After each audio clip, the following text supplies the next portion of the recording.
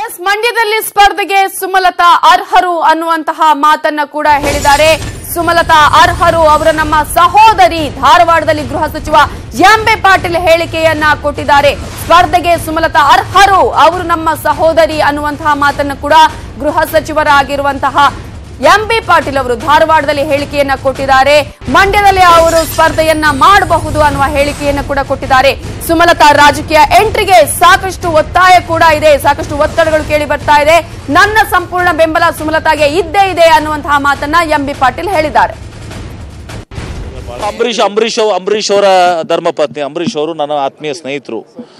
ಅವರ ಧರ್ಮಪತ್ನಿಯವರು ಸುಮಲತಾ ಅವರು ಕೂಡ ಅರ್ಹ ಇದ್ದಾರೆ. ಅಂಬರೀಶ್ ಅವರ ಅಭಿಮಾನಿಗಳು ಮಂಡ್ಯದಲ್ಲಿ ಬಹಳಷ್ಟಿದ್ದಾರೆ. ಕೇಳಿ ಇರಲಿ, ಈಗ ನಾನು ಕೂಡ ಅಂಬರೀಶ್ ಆತ್ಮೀಯ ಸ್ನೇಹಿತ, ನಿಮ್ಗೆ ಗೊತ್ತಿರ್ಲಿಕ್ಕಿಲ್ಲ, ನಾವು ಭಾಳ ವರ್ಷದ ಸ್ನೇಹಿತರು.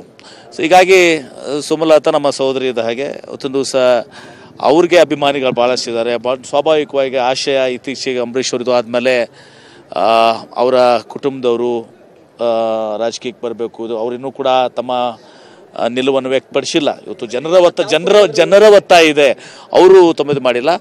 ಹಾಗೇನಾದರೂ ಇದ್ರೆ ನಿಶ್ಚಿತವಾಗಿ ನಮ್ಮ ಪಕ್ಷ ಸುಮಲತಾ ಅವರಿಗೆ ಬೆಂಬಲವನ್ನು ಕೊಡ್ತದೆ. ನಾನು ವೈಯಕ್ತಿಕ ಅವ್ರ ಪರವಾಗಿದೆ, ನಾನು ಅವರ ಅಂಬರೀಶ್ ಅವ್ರ ಕುಟುಂಬದ